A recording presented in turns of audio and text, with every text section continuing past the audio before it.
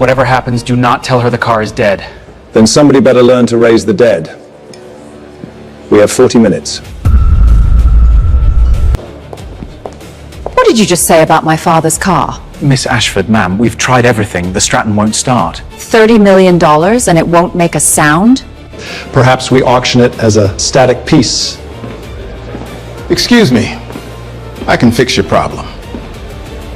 I'm sorry, who are you? Harlan Hayes, ma'am. I fix things around your estate. The handyman?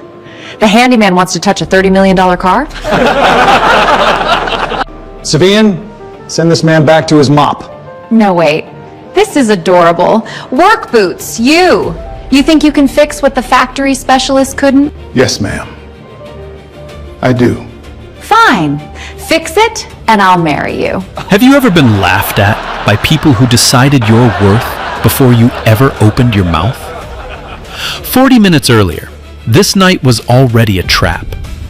The Ashford estate claimed half a mile of Newport coastline. 12 acres of lawn rolled down to the Atlantic like poured green silk. And at the top of that lawn stood a limestone mansion with 40 rooms and a ballroom built for kings. Every June, its iron gates opened for a single night, the Ashford Legacy Gala. 300 guests, a charity auction, and enough old money gathered under one roof to buy a small nation. People spent years angling for an invitation. Senators came. Movie stars came. Tech founders flew in from the coast. And this year, every one of them had come for a reason that had nothing to do with charity. They had come to hear a dead man's engine sing one last time. Edmund Ashford had built his fortune in shipping, but he had spent his heart on machines. His collection of vintage automobiles was famous on 3 continents, and one car stood above everything else he owned. A 1962 Stratton GT, a factory prototype, one of one. So rare that historians argued over whether it should ever be driven again or simply sealed behind glass like a saint's relic. Edmund had died 18 months ago. Tonight, his daughter was letting the crown jewel go. The plan was pure theater. At 10 o'clock, the Stratton would rise on a lit turntable in the center of the ballroom. Its 12-cylinder engine would be started one final time in front of the cameras before the auction hammer fell. A farewell song, a goodbye, performed for the whole world. The estimate stood at $30 million, and the auction house had whispered that the right bidding war could push it far beyond that. Nobody planning that goodbye knew the man who actually kept the estate alive. Harlan Hayes had worked there for 3 years. He fixed the irrigation pumps in spring and nursed the ancient boiler through every winter. He rewired the boathouse after the flood. He kept 40-year-old garden machinery running on parts he machined himself, alone, on a small lathe in the tool shed. He did all of it quietly, in worn boots and a gray uniform, and he had learned what every quiet man in a gray uniform learns. You become furniture. Guests handed him empty glasses without looking at him. The kitchen staff called him when something broke and forgot his name the moment it was fixed. 3 Christmases had come and gone without a single card bearing his name. Vivian Ashford had spoken to him exactly 4 times in 3 years. Each time, her eyes had settled somewhere just past his shoulder, the way people look at lampposts. She was not cruel by design. She was something far more common. She had simply never needed to see him. In her world, talent wore tailored suits and arrived trailing letters of recommendation. Talent got profiled in magazines. Talent did not carry a toolbox, and it certainly did not unclog the fountain drains. On the night of the gala, the estate glowed like a lit stage. Strings of light traced the hedges. A jazz quartet played on the terrace while waiters slid through the crowd with champagne and lobster. and the air carried salt off the ocean, cut roses, and the faint sweetness of money. In the center of the ballroom, under a silver silk cover, the Stratton GT waited on its turntable like an altar before a ceremony. Preston Whitlock ran the evening with a clipboard, a headset, and a smile that never reached his eyes. The estate manager was silver-haired and smooth as lake ice, the kind of man who flattered guests and snapped at staff in the same breath.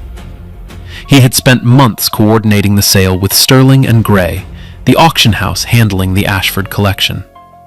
Every minute of the night sat printed on his schedule, and he had found Harlan that afternoon to deliver one instruction, twice, slowly, as if to a child. Stay away from the ballroom. Check the dock lights. Watch the generator. Remain out of sight. Tonight is for decorative people, he said, and you are not decorative. Harlan obeyed. He was on a ladder behind the terrace, adjusting a floodlight, when the schedule began to die. At 9:20, 40 minutes before the hammer was due, 2 factory specialists from the Stratton Heritage Division lifted the silk cover for a final systems check. The ritual start was supposed to be a formality. The car had been fully serviced 9 days earlier. Fresh fluids, inspected lines, a certified report signed, stamped, and filed with the insurance company. The lead specialist settled into the seat, breathed like a priest before Mass, and turned the key. The engine cranked, caught for half a second, and died. He tried again. Crank. Cough. Silence. The second specialist frowned and checked the obvious suspects. Battery. Strong. Spark. Present. Fuel gauge. Full. They pulled a plug and found it bone dry, which made no sense at all, because the tank was full and every line had been certified 9 days ago.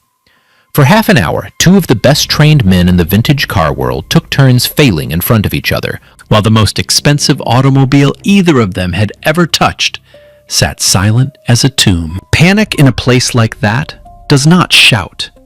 It whispers. It moves through service corridors like smoke under a door.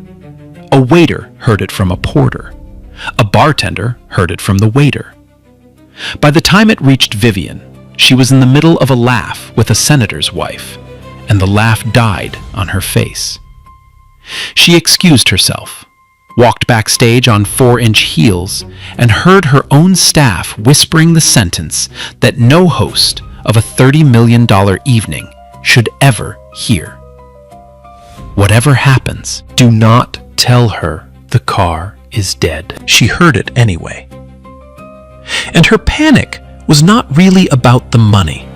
The start was the heart of the entire night. She had promised the world one last song from her father's engine. 300 witnesses stood out there with raised phones and practiced smiles, half of them praying for a triumph, the other half quietly hungry for a disaster. If the Stratton stayed silent, the morning headline would not mention charity. It would say that Edmund Ashford's daughter could not keep his legacy running for even 18 months. In her world, that sentence was a kind of death. Whitlock appeared at her elbow with a solution already polished. "Cancel the start," he murmured. "Announce a static auction. Blame the ocean humidity, control the story, keep the evening moving. Collectors buy history, not noise," he said. "A car like this does not need to run in order to sell." It was reasonable. It was calm. It came just a little too quickly, like a man reading from a script he had rehearsed in the mirror. Vivian was too frightened to notice. The crowd was too rich to care. The only person who would ever notice was carrying a ladder past the service entrance 60 feet away. Harlan heard the sound through the open door. Crank. Cough. Silence. He stopped walking. He stood very still in the dark with the ladder on his shoulder, and he listened the way other men remember. He had heard that exact rhythm before. Years ago, another garage, another life, on a machine whose silence had cost him everything he loved. That sound did not say bad battery. It did not say flooded engine or fouled plugs. That sound said fuel starvation, hungry cylinders, a healthy heart being strangled by an empty artery. And the certified service report said that was impossible. Between those two facts lived a question. Harlan Hayes had spent his entire life unable to walk past a question shaped like an engine. He set the ladder down against the wall. He wiped his hands on a rag, out of habit, the way his grandfather had taught him half a century of Sundays ago. Then he walked through the service door, across the marble, into the blaze of the chandeliers, a man in a gray uniform crossing a room full of black ties and diamonds. Heads turned, conversations stumbled. A waiter tried to wave him back. He kept walking until he stood at the edge of the turntable, looked at the most powerful woman in Newport, and said the 6 words that made 300 millionaires laugh at once. You already heard what she answered. You heard the laughter roll across the marble, and Whitlock's voice slicing above it, telling her to send the man back to his mop. You heard the joke that was meant to bury him. Fix it, and I'll marry you. You heard the champagne glasses chime in salute, and somebody calling for the band to play a wedding march. What the crowd saw was a handyman embarrassing himself in front of the richest room in America. What the crowd could not see was that 2 mysteries had just collided under one chandelier. Whether a man like Harlan Hayes would ever be allowed to be more than invisible, and why a perfect, certified $30 million car had chosen this exact night to die, at the exact moment its silence would cost the most. One of those mysteries had been 3 years in the making. The other had taken 9 days. Both of them were about to crack open in front of the world. Remember the sound of that laughter. Hold on to it, because in a few minutes, you are going to hear exactly what it sounds like when it stops. To understand why a man in a gray uniform walked into that ballroom, you have to leave Newport. You have to travel back 30 years to a cramped repair shop on the east side of Detroit, where the air tasted like motor oil and burnt coffee, and the radio only played gospel on Sundays. The shop belonged to Elias Hayes. He was a tall, slow-moving man with hands like cracked leather, and he had fixed cars in that same building for 40 years. Doctors brought him their sedans. Preachers brought him their buses. Men who could not pay brought him whatever they drove, and Elias fixed those too, because he believed a machine left broken was a small sin against the world. His grandson Harlan grew up under those cars. The boy learned to listen to engines before he learned to read. Elias would stand him on a milk crate, close the boy's eyes with one oily palm, and make him name the problem by sound alone. A ticking lifter, a slipping belt, a carburetor running lean. Get it wrong, and you try it again. Get it right, and the old man would laugh from somewhere deep in his chest and slip him a peppermint. One winter afternoon, a customer looked at little Harlan's hands and asked Elias if the boy was going to amount to anything. Elias did not get angry. He wiped a dipstick clean, held it up to the light, and said the sentence that would carry his grandson through everything that came after. An engine doesn't know the color of the hands that fix it. He said it the way other men quote scripture. The metal does not care where you went to school, he told Harlan. It does not care what your father did or what the neighbors think. It only cares whether you understand it. Be the man who understands it. and let the rest of the world catch up whenever it can. Harlan built his life on that sentence. He earned a scholarship, then an engineering degree, then a seat at Caldwell Racing, a privateer endurance team that ran against factory giants twice its size. By 29, he was designing fuel delivery systems for engines that screamed through the night at Daytona and Sebring. The work was brutal and beautiful. For 4 years, his systems never failed. Not once. Then came the race that ended everything. 8 hours in, leading their class, the Caldwell prototype starved, stumbled, and grenaded its engine on live television. Millions in sponsorship burned with it.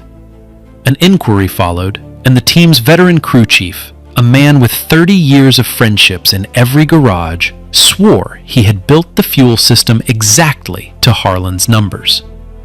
The numbers on file told a different story than the ones Harlan had written. He said so. He said it clearly, calmly, with his folder of original calculations in his hand. Nobody opened the folder. The inquiry believed 30 years of friendships over 4 years of brilliance, and it believed a familiar face over a young black engineer who had been hired, some whispered, to make the team photo look modern. He was not fired. It was softer than that. Projects dried up. Calls went unanswered. Within a year, he was gone, and the word in the paddock was that Harlan Hayes was talented but careless, and you cannot have careless. His grandfather died the following spring. Harlan drove the old tow truck back from the funeral, parked it, and stopped calling himself an engineer. The job in Newport found him almost by accident. Good pay, quiet work, a cottage by the service gate. He told himself it was peace. But 3 nights a week, in a rented garage outside town, he pulled the tarp off a rusted 1965 coupe that had been his grandfather's last unfinished project, and he worked until midnight, bringing it back to life. He machined what he could not buy. He rebuilt what no catalog stocked. The hands stayed sharp because the hands refused to forget, and the ears stayed sharper. That was the thing about the gift Elias had hammered into him on that milk crate. It did not switch off. Every machine on the estate spoke to him, whether he wanted it or not. And on this June night, 60 feet from a chandelier and a laughing crowd, a $30 million engine had whispered something familiar. Crank, cough, silence. The exact rhythm of the failure that had destroyed his name. The failure an inquiry once called his carelessness. The failure he had replayed 10,000 times and never once been allowed to disprove. Walking away would have been easy. He had been walking away for years. But somewhere between the service door and the turntable, a milk crate, a peppermint, and a dead man's voice made the decision for him. An engine doesn't know the color of the hands that fix it. It was time the world found out too. The laughter took a long time to die. When it finally did, Vivian Ashford was still smiling, but something behind the smile had started to calculate. The specialists had failed. The clock was bleeding. And the man in the gray uniform had not laughed, had not blushed, had not retreated a single step. He simply stood there, calm as a Sunday morning, waiting for an answer to a question nobody believed he had the right to ask. So she made it official, because that is what people do when they think they cannot lose. She raised her voice so the whole ballroom could share the joke. The handyman would have 30 minutes, she announced. 30 minutes with her father's $30 million masterpiece in front of everyone under the lights. If the engine sang, she would honor her word. And the room howled again at the thought of the wedding. If it stayed silent, he would hand in his uniform and find a new town to be invisible in. She even had the auction house turn its live stream camera toward the turntable. 200,000 strangers were watching online by the time the cover came fully off the car. The crowd sighed when the silk slid away. Low, silver, impossibly long, the Stratton GT looked less like a car and more like a held breath. Even silent, it commanded the room the way its first owner once had. Somewhere behind the rope, a collector whispered that the hood alone was worth a house. That was when Preston Whitlock stopped smiling. He moved fast, faster than a man worried about scheduling should move. He spoke about insurance riders and liability clauses. He reminded her that the policy covered certified technicians only, and that one wrong touch could erase millions in value. He called the whole idea charming and impossible in the same sentence. Then, when she hesitated, he leaned close and lowered his voice. "Think of your father's memory," he said. "Do not let a janitor turn his funeral into a circus." His knuckles had gone white around the clipboard. It was the wrong sentence. Vivian had spent 18 months drowning in advice about her father's memory. Something about hearing it from a man with a clipboard on this night, with the cameras already rolling, lit a small, rebellious fire in her. She straightened, looked past Whitlock, and asked the room a question. Was there anyone present qualified to supervise, just to keep the insurance men happy? For a moment, nothing. Then the crowd shifted near the terrace doors, and an old man in a charcoal dinner jacket stepped forward with a glass of seltzer in his hand. Half the collectors in the room recognized him before he said a word. Raymond Cole. 40 years of restoration royalty, the man whose workshop had brought back the great pre-war legends, whose signature in a logbook could double a car's value at any auction on Earth. He had pulled drowned engines out of lake beds and made them sing again at Pebble Beach. Kings had waited 2 years for a slot in his workshop calendar. Sterling and Gray had flown him in as a guest of honor, a living certificate of authenticity for the evening. He set down his glass, studied Harlan the way a jeweler studies a stone, and said he would be glad to stand witness. His exact words traveled through the room like a stock tip. "I want to see what the quiet man hears." Whitlock's objections died in his throat. You do not lecture Raymond Cole about engine bays.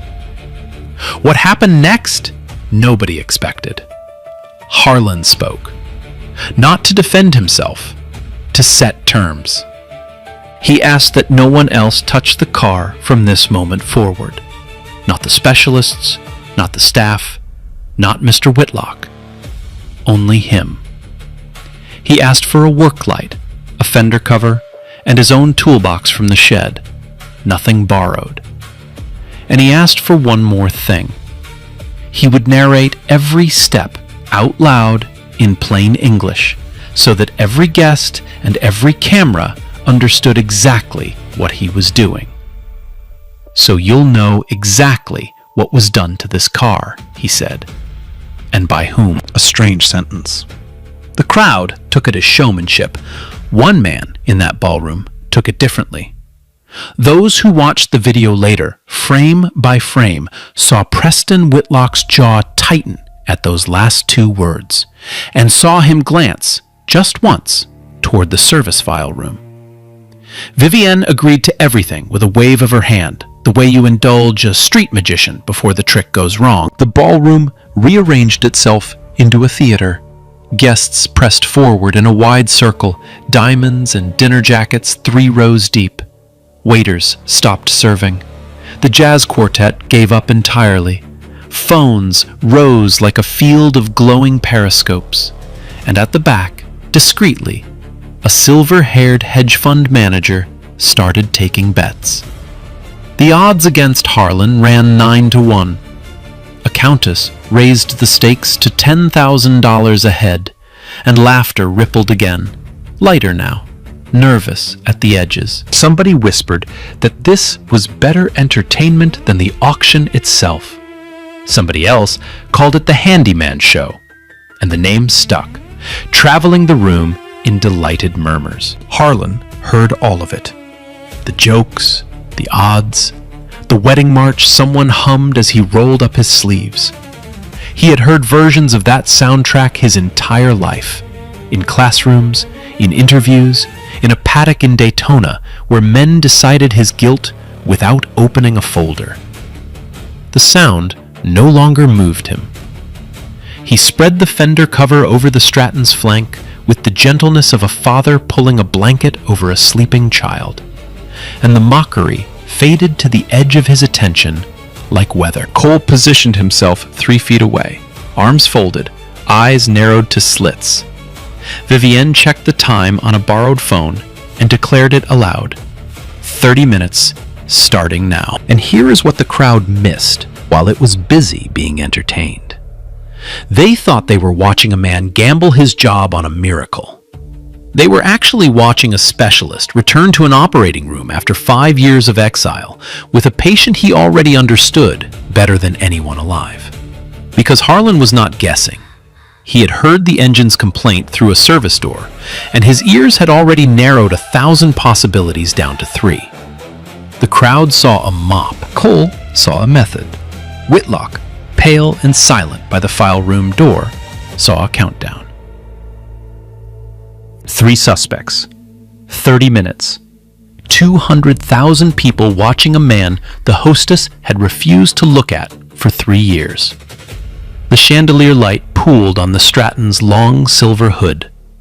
Somewhere outside, the ocean kept time against the rocks. Harlan Hayes clicked open the latches of his battered toolbox, the same box that had once sat in a Detroit repair shop between a milk crate and a radio playing gospel, and he went to work. Harlan did not open the hood. That was the first surprise. Instead, he walked to the driver's door, leaned in, and asked the lead specialist for 3 seconds of cranking. Just 3. The specialist looked at Vivian. Vivian shrugged. The key turned, and the dead car coughed its sad rhythm into the silence one more time. Crank. Cough. Nothing. 3 seconds, exactly as requested, and Harlan held up his hand and closed his eyes in front of 300 people. The crowd tittered. He looked like a man pretending to read minds at a birthday party. Then he started talking, calm and clear, the way he had promised. The battery is healthy. You can hear it in the cranking speed, strong and even. The spark is alive too. That little half-catch means the cylinders are firing on fumes. This engine is not sick. This engine is starving. Fuel is reaching the carburetors, but it is not reaching them with pressure. Somewhere between the tank and the engine, the push is gone. He opened his eyes and looked at the 2 specialists. You found dry plugs and a full tank, and it made no sense to you. It makes sense if the pump has quit. Not the electrics, the mechanical pump. Silence of a new kind crossed the ballroom. Confusion takes one shape in a crowd. Attention takes another. The specialists exchanged a glance, and the glance said everything. They had been circling that same suspicion for half an hour without committing to it.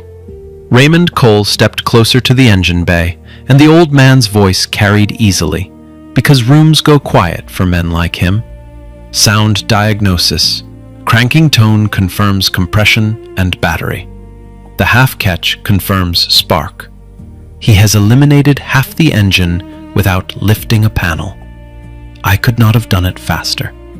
He paused, and a small, dry smile bent his mouth for the first time that evening. And I have been doing this since before most of you were born. Nobody was humming the wedding march anymore. At the back of the room, the hedge fund manager quietly stopped taking bets.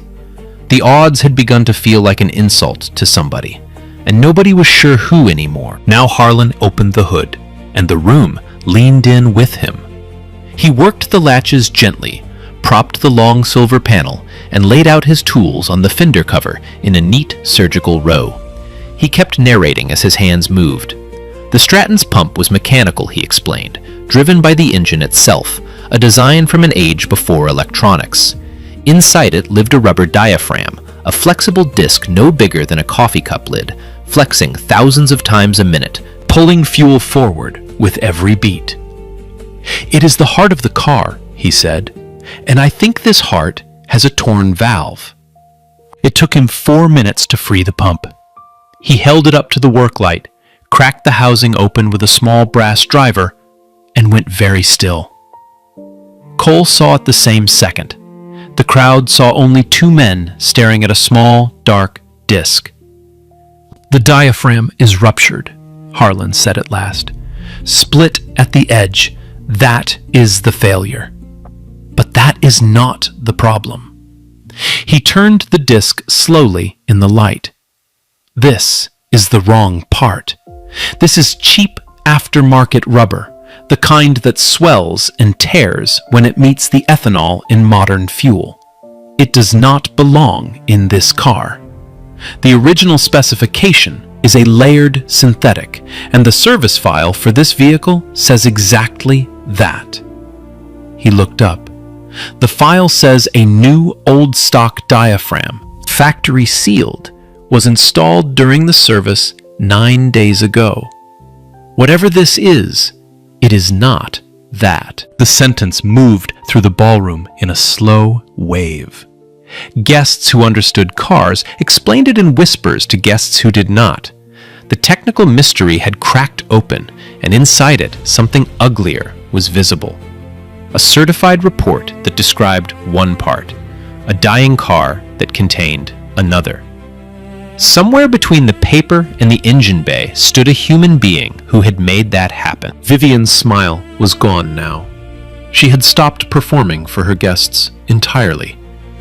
"Could it be a mistake?" she asked, and her voice had lost its champagne sparkle. "A supplier error? A mix-up in a box?" "That is possible, ma'am," Harlan said evenly. "Boxes get mislabeled. Suppliers make mistakes." He set the ruptured disc down on a white cloth where the cameras could find it. "So, let us look at the rest of the pump. A supplier error happens once." He bent over the open housing again, and 20 seconds later, he stopped moving for the second time. When he straightened, he was holding something between 2 fingers, small and bright as a bullet casing. A one-way valve. He turned toward Cole, and for the first time all night, Harlan Hayes asked for a witness. "Mr. Cole, would you tell the room which direction this valve was installed?" Cole took the little brass piece, examined it, and his face changed in a way that made the front row go cold. He was not smiling anymore either. "Backwards," he said. "The check valve was seated against the flow. The pump was fighting itself with every stroke. It tore that diaphragm apart from the inside." He handed it back as if it were dirty. "A first-year apprentice could not make this mistake. The valve only seats one way with the gasket aligned. Someone took it apart and chose to put it back like this." "One error is an accident," Harlan said quietly. The whole room heard it anyway. 2 errors in the same pump, pulling in the same direction, 9 days before the biggest start of this car's life. That is not an accident. That is arithmetic. He did not say a name. He did not look at anyone. He picked up the dead diaphragm, read the supplier marking stamped along its rim, and recited the lot number out loud, slowly, twice, so every phone in the room caught it cleanly. Then he asked one mild question into the silence. "Who signed the service file?" Paper rustles louder than thunder when a room is quiet enough. The sterling and gray records clerk, a serious young woman who had been clutching the vehicle dossier all evening like a hymnal, opened the folder before anyone thought to stop her. The service had been carried out by an outside contractor, approved, inspected, and signed in the final box 9 days ago by the estate manager, Preston Whitlock. Every head in the ballroom turned at once, a single motion, like a field bending under wind. Whitlock did the worst thing a man can do under 300 pairs of eyes. He smiled. The smile sat wrong on his face, and his voice came out 2 notes too high. The contractor was a licensed firm, he said. He had signed paperwork, not torn rubber. He signed 100 documents a week. He would not know a diaphragm from a dinner plate. And he resented, deeply resented, what was being implied by a man who cleaned gutters for a living. Nothing was implied, Harlan said, without turning around. I read a number off a part. You stood up. Somewhere in the crowd, a single laugh escaped. It was not aimed at the handyman this time. Vivian stood frozen between them, and you could watch the evening rearranging itself behind her eyes. The schedule, the insurance calls, the humidity excuse, the polished little speech about static auctions, all of it lining up into a shape she did not want to see. She was not a stupid woman. She had simply spent her whole life trusting the people who dressed the part. She looked at Whitlock for a long, terrible moment. Then she looked at Harlan, truly looked at him. First time in 3 years, and asked what he needed. 12 minutes, he said, and nobody near this car. What followed silenced even the whispers. Harlan took the ruined pump apart completely, cleaned every passage with solvent from his own kit, and seated the brass valve the way its makers intended. Then, with the cameras pushing in close, he did the thing nobody watching would ever forget. He could not use a part that did not exist in any drawer in Newport, so he made one. From the bottom tray of his toolbox came a sheet of layered synthetic rubber, kept for rebuilding the estate's old fuel equipment. He traced the dead diaphragm's outline with a scribe, cut the disc with a hooked blade, and punched the center hole with a hollow brass tube and 2 taps of a hammer. The taps rang across the marble like a tiny bell. His hands did not hurry and did not hesitate. They moved the way handwriting moves when a man signs his own name.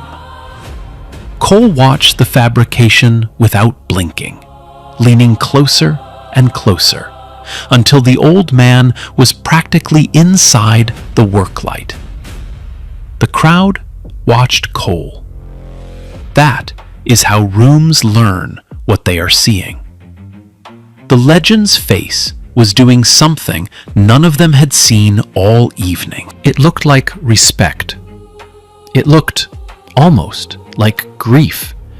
The particular grief of a master discovering that a treasure had been left out in the rain for years. Harlan seated the new disc, torqued the housing in a slow star pattern, and remounted the pump.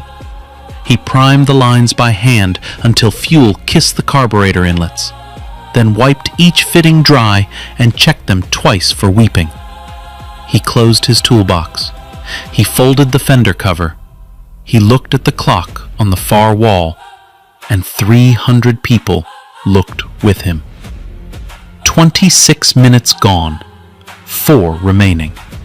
1 turn of a key between a handyman and a promise made in front of the world. The technical loop stood 1 heartbeat from closing.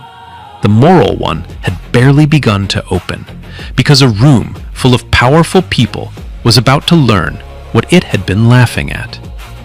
The ballroom had forgotten how to breathe. 300 people stood in a silence so complete you could hear the candles burning.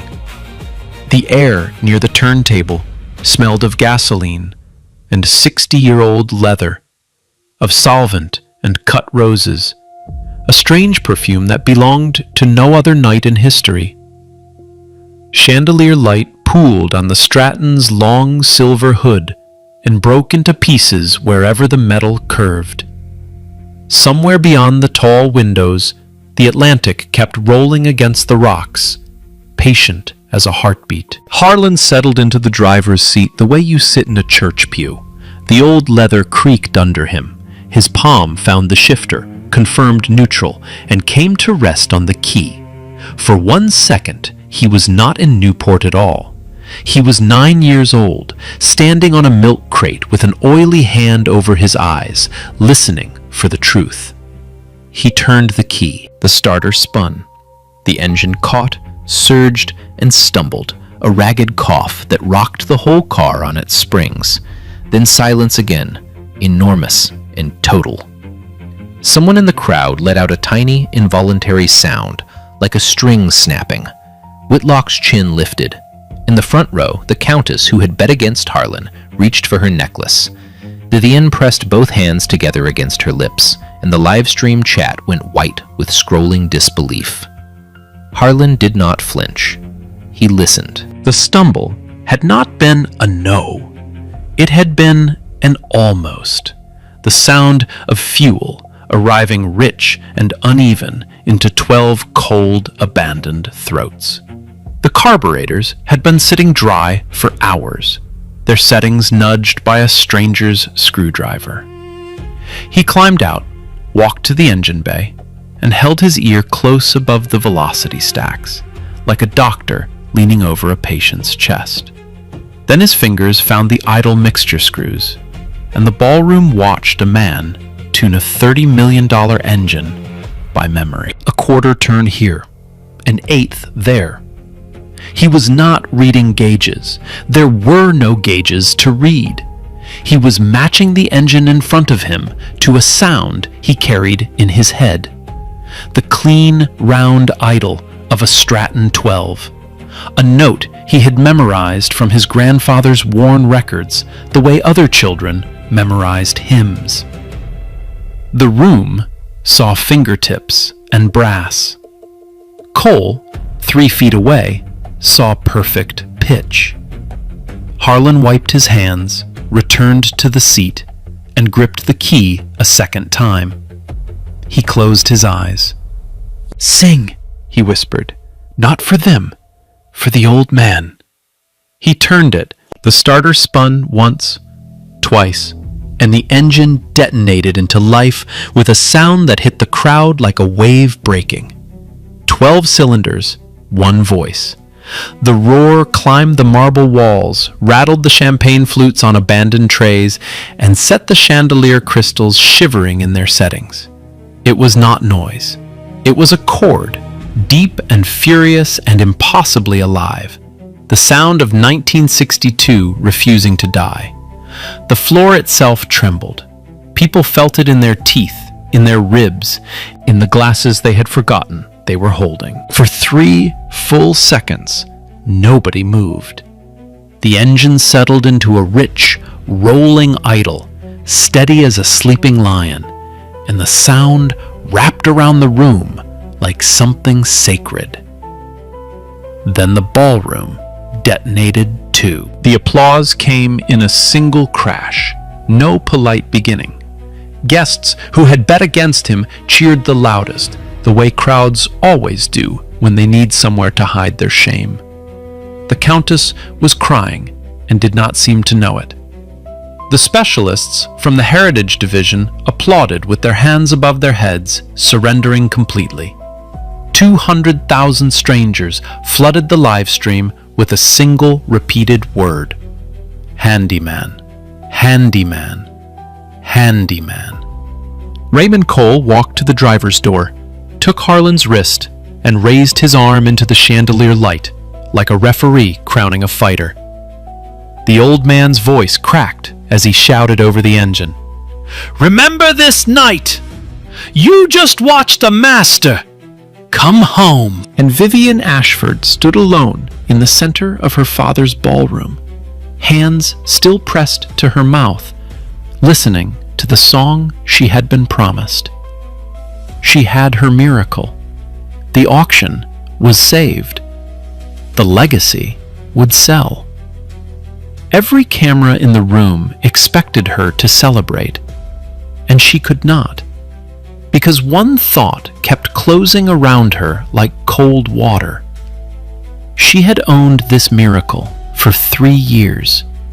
She had handed him empty glasses without looking at his face. And 1 hour ago, in front of the whole world, she had thrown a wedding at him as a punchline. The engine sang on, and somewhere under that sound, a question waited with its teeth showing. If it were you, standing in that ballroom, would you have stepped forward or stayed invisible? Tell me in the comments. And if this story already has your heart beating, share it with someone who has been underestimated, and subscribe. Because what happened next is the part nobody saw coming. The music was back. The reckoning had not even started. 40 minutes later, the hammer fell at $42 million. The bidding war had been savage, and everyone in the room knew why. The Stratton was no longer just a car. It was the car from the video. The machine that had been sabotaged, mourned, and resurrected on a turntable in front of the world. The winning bidder, a soft-spoken software magnate from Austin, raised his paddle one final time and then did something no one at Sterling and Gray had ever seen. He made his purchase conditional. He would sign nothing, he announced, until the gentleman in the gray uniform personally signed the technical dossier. He wanted the history of this night in the file, with the right name on it. So Harlan Hayes, 3 hours removed from fixing a dock light, signed the provenance documents of a $42 million automobile while the room applauded. Raymond Cole was waiting when he set down the pen. The old man did not do small talk. He offered Harlan the position of head of restoration at Cole Heritage Works, on the spot, in front of witnesses, at triple whatever the estate was paying. Then he lowered his voice, though not so low the nearest cameras missed it. He said he had followed the Caldwell inquiry years ago. He said the numbers in that file had never added up, and that men in his world had whispered about it for years, while braver men said nothing. I watched them bury an engineer, he said. Tonight, I watched him dig his way out. Harlan did not trust his own voice. He just shook the offered hand, hard. And then the crowd parted, because Vivienne Ashford was walking toward the turntable. She had taken off her heels somewhere. She crossed the marble barefoot, small for the first time in her own ballroom, and she stopped in front of the man she had laughed at 1 hour earlier. The whole room held its champagne and waited for her to speak. Mr. Hayes, she said. 2 words, his name, and a door opening. In 3 years, she had never once used it. What she said next, and what he answered, would be replayed 40 million times. She offered him the wedding, not seriously, and not as a joke either, but as something in between, a rich woman's way of asking how to repay an impossible debt. She stood barefoot on the marble and said she supposed she owed him a ring, and the room laughed one more time, nervously, unsure who was allowed to laugh at what anymore. Harlan closed his toolbox before he answered. The click of the latches carried like a gavel. You don't owe me a wedding, ma'am, he said. You owe yourself a better way of seeing people. No applause followed. Something quieter happened instead. 300 people looked at their shoes, and one barefoot heiress nodded slowly, like a student receiving a grade she knew she had earned. Within a day, that sentence was a caption. Within a week, it was printed on shirts the family never authorized and never fought. The rest of the justice arrived on schedule, the way arithmetic always does. Sterling and Gray froze the service file before midnight. The auction house's investigators worked backward through the contractor's invoices and found what saboteurs always leave behind: a money trail dressed up as paperwork. Preston Whitlock had quietly steered the Stratton's service to an unlicensed shop owned by a friend, pocketing the difference. Then he had gone one step darker. Phone records showed a private collector, a man who had wanted the Stratton for a decade, had offered Whitlock a commission if the car came to market broken, unstartable, and cheap. The static auction speech had been written 3 days before the engine ever failed. He was escorted off the estate at 1 a.m, clipboard left behind on a banquet table. The auction house filed for fraud. The insurance company filed for the rest. By the end of the month, every estate and auction firm on the East Coast had quietly closed its doors to him. And the man who once decided who was decorative was explaining himself to investigators in a borrowed suit. The video did its own work. 40 million views in a week, cut and recut, captioned in a dozen languages. The first half showed a ballroom laughing at a handyman. The second half showed the handyman's hands, the brass valve, the resurrection. Nobody needed a narrator to explain the lesson, and the internet, for once, aimed its anger at the right target, while the comments filled with people telling their own stories of being invisible. Vivian Ashford did not hide. She stood in front of the cameras 3 days later, no stylist, no script, and called her own behavior by its name. Then she did the only thing money can honestly do about a thing like that. She funded a trade scholarship for kids who learn with their hands, fully endowed, named not after her family, but after a Detroit mechanic she had never met. The Elias Hayes Scholarship. Harlan read the announcement twice before he believed the name, and one more file came back from the dead. Raymond Cole sent the Caldwell inquiry to 2 motorsport journalists with long memories and longer teeth. They found the altered specifications inside 3 weeks, exactly where Harlan's unopened folder had always said they would be. The crew chief, who had sworn on his 30 years, confessed through a lawyer. The sanctioning body issued a formal correction, 5 years late, 11 words long. The failure was not attributable to engineer Harlan Hayes. His grandfather never lived to read it. Harlan framed it anyway and hung it in the shop, beside a photograph of a man holding a dipstick up to the light. Some debts get paid late, but the engine keeps the ledger. 1 year later, 12 kids in brand new coveralls stood around an open engine bay at Cole Heritage Works, the first Elias Hayes Scholarship class. Harlan closed their eyes with one oily palm, one by one, and asked each of them to name the problem by sound alone.